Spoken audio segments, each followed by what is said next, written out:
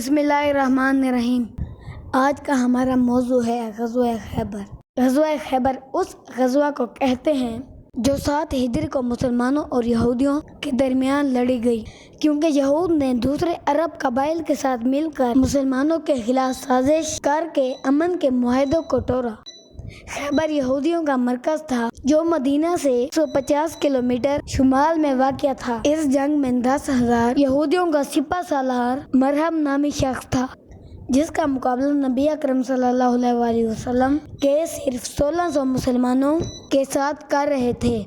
ان کا قلعہ ایک اونچی پہاڑی پر بنا ہوا تھا جس کا دفاع اور دیوار بہت ہی مضبوط تھی۔ نبی اکرم صلی اللہ علیہ وسلم نے خیبر سے قبل ہی اس علاقے کے 5 یہودی قلعوں کو فتح کر لیا تھا، لیکن خیبر کا محاصرہ کئی دنوں تک کرنے کے باوجود مسلمان اسے فتح کرنے میں ناکام ہو رہے تھے، مگر وہ مضبوط اور زبردست قلعہ فتح نہ ہوتا تھا۔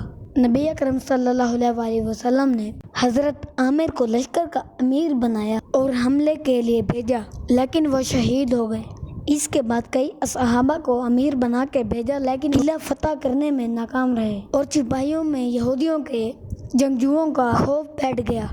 رسول صلی اللہ علیہ وسلم کی طبیعت کچھ ناساز تھی تو آپ آرام کرنے کے لیے چلے گئے۔ رات میں جب حالت بہتر ہوئی تو آپ نے پوچھا کہ دن میں کیا ہوا، لہذا صحابہ کرام نے آپ صلی اللہ علیہ وسلم کو سارا واقعہ سنایا۔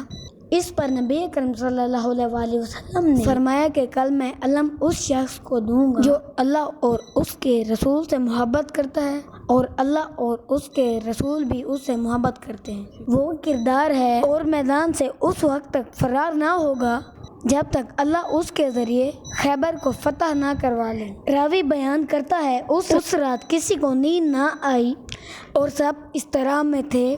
صبح ہوتے ہی تمام لوگ نبی اکرم صلی اللہ علیہ وسلم کے پاس آ گئے۔ سب کی خواہش تھی کہ جھنڈا ان کو ملے، لیکن نبی اکرم صلی اللہ علیہ وسلم نے پوچھا، علی کہاں ہے؟